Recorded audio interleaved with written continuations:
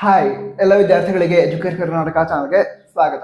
ಈ ವರ್ಷ ಅಂದ್ರೆ 2024 ಮತ್ತು 25ನೇ ಸಾಲಿನ BSc ನರ್ಸಿಂಗ್ ಕೋರ್ಸ್ನ ಅಡ್ಮಿಷನ್ ಪ್ರೊಸೀಜರ್ ಯಾವ ರೀತಿ ಇರುತ್ತೆ ಅದನ್ನ ನಾವು ಈ ವಿಡಿಯೋ ತಿಳ್ಕೊಂಡಿದ್ದೀವಿ. ನಂತರ ಇದೇ ರೀತಿ ಶಿಕ್ಷಣ ಇಲಾಖೆಗೆ ಸಂಬಂಧಂತಹ ಎಲ್ಲ ಮಾಹಿತಿಗಳನ್ನು ಕೂಡ ನಿಮಗೆ ತಿಳಿಸೋ ಪ್ರಯತ್ನವನ್ನು ನಾವು ಸತತವಾಗಿ ಮಾಡ್ತಾ ಇರ್ತೀವಿ. ನಮ್ಮ ವರ್ಕ್ ನಿಮಗೆ ಇಷ್ಟ ಆಗ್ತಾ ಇದ್ರೆ ವಿಡಿಯೋನ ಲೈಕ್ ಮಾಡಿ ನಿಮ್ಮ ಸಪೋರ್ಟ್ ಅನ್ನ ತಿಳಿಸಿ.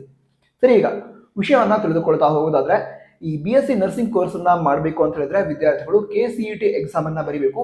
ನಂತರ KCET ಎಕ್ಸಾಮ್ ನಲ್ಲಿ ಫಿಸಿಕ್ಸ್, ಕೆಮಿಸ್ಟ್ರಿ ಹಾಗೆ ಬಯಾಲಜಿ ಎಕ್ಸಾಮ್ ಅನ್ನ ಬರೀಬೇಕಾಗುತ್ತೆ. ಈ ಮೂರು ವಿಷಯಗಳ ಎಕ್ಸಾಮ್ ಅನ್ನ ಬರೆದ್ರೆ ವಿದ್ಯಾರ್ಥಿಗಳಿಗೆ BSc ನರ್ಸಿಂಗ್ ರ್ಯಾಂಕಿಂಗ್ ಅನ್ನ ನಮ್ಮ KEA ದವರು ಅನೌನ್ಸ್ ಮಾಡ್ತಾರೆ. ಸರಿನಾ? ನಂತರ ನೀವು KCET ಯ ಫಿಸಿಕ್ಸ್, ಕೆಮಿಸ್ಟ್ರಿ ಹಾಗೆ ಬಯಾಲಜಿ ಎಕ್ಸಾಮ್ ಬರೆಯೋದು ಕಂಪಲ್ಸರಿ ಆಗಿರುತ್ತೆ. ಇದನ್ನ ಬರೆದ್ರೆ ಮಾತ್ರ BSc ನರ್ಸಿಂಗ್ ಕೋರ್ಸ್ನ ಅಡ್ಮಿಷನ್ ಅನ್ನ ವಿದ್ಯಾರ್ಥಿಗಳು ಪಡೆದುಕೊಳ್ಬಹುದು. ಸರಿ, ಈಗ ಎಕ್ಸಾಮ್ ಅನ್ನ ಬರೀತಾರೆ. ಅದ ನಂತರ ವಿದ್ಯಾರ್ಥಿಗಳಿಗೆ ರ್ಯಾಂಕಿಂಗ್ ಅನ್ನ ಅನೌನ್ಸ್ ಮಾಡ್ತಾರೆ. ರ್ಯಾಂಕಿಂಗ್ ಅನೌನ್ಸ್ಮೆಂಟ್ ಆದ್ಮೇಲೆ ವಿದ್ಯಾರ್ಥಿಗಳು ಮುಂದೆ ಆಪ್ಷನ್ ಎಂಟ್ರಿ ನಡೆಯುತ್ತೆ.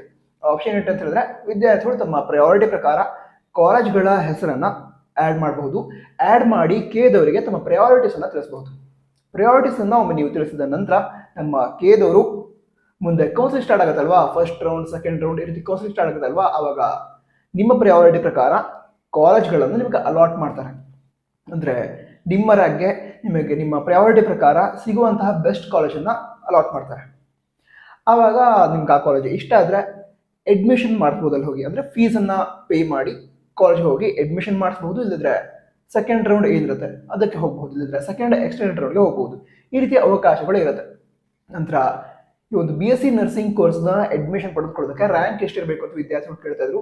ನಿಮ್ಮ ರ್ಯಾಂಕ್ ಏನಿದೆ ಅದು 50 to 60,000 ಇದ್ರೂ ಕೂಡ ನಿಮಗೆ ಸೀಟ್ ಸಿಗತ್ತೆ. ಅದಕ್ಕಿಂತ ಹೆಚ್ಚಿದ್ರೂ ಸಿಗತ್ತೆ, ಅಂದ್ರೆ 80,000, 90,000 ಇದ್ರೂ ಕೂಡ ಸೀಟ್ ಸಿಗತ್ತೆ. ಬಟ್ ನಿಮ್ಮ ರ್ಯಾಂಕ್ ಸ್ವಲ್ಪ ಚೆನ್ನಾಗಿದೆ ಅಂದ್ರೆ 40,000, 50,000 ಅಷ್ಟಕ್ಕಿದ್ರೂ ಕೂಡ ಒಳ್ಳೆ ಕಾಲೇಜಲ್ಲಿ ಸೀಟ್ ಸಿಗುತ್ತೆ. ಯಾಕೆ ಗೊತ್ತಾ?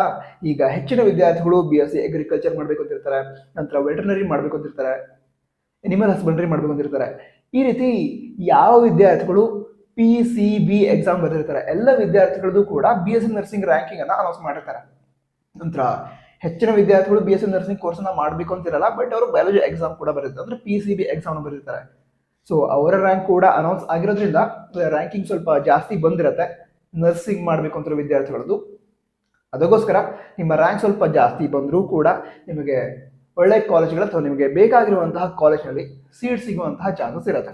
ಯಾಕಂತ ಹೇಳಿದ್ರೆ ಹೆಚ್ಚಿನ ವಿದ್ಯಾರ್ಥಿಗಳು ತಮ್ಮ ಊರಿಗೆ ಹತ್ರ ಇರುವಂತಹ ಕಾಲೇಜ್ಗಳಿಗೆ ಅಥವಾ ಕೆಲವು ಕಾಲೇಜ್ಗಳನ್ನ ಸೆಲೆಕ್ಟ್ ಮಾಡಿರ್ತಾರೆ, ಇಂತಹ ಕಾಲೇಜಲ್ಲಿ ನಾನು BSc ನರ್ಸಿಂಗ್ ಮಾಡ್ತೀನಿ ಅಂತ.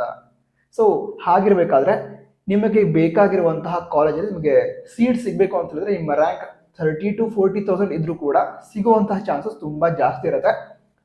ನಂತರ ಅದೇ 80,000, 90,000 ಇದ್ರೂ ಕೂಡ ಸೀಟ್ ಸಿಗುತ್ತೆ, ಬಟ್ ಎಲ್ಲಿ ಸಿಗುತ್ತೆ ಅಂತ ಹೇಳೋದಕ್ಕಾಗಲ್ಲ. ನಂತರ ಇದಿಷ್ಟು ವಿಷಯಗಳಾಗಿತ್ತು. ಡೌಟ್ಸ್ ಇದ್ರೆ ಕಮೆಂಟ್ ಬಾಕ್ಸ್ ತಿಳಿಸಿ. All the best. ಜೈ ಹಿಂದ್. ವಂದೇ ಮಾತರಂ.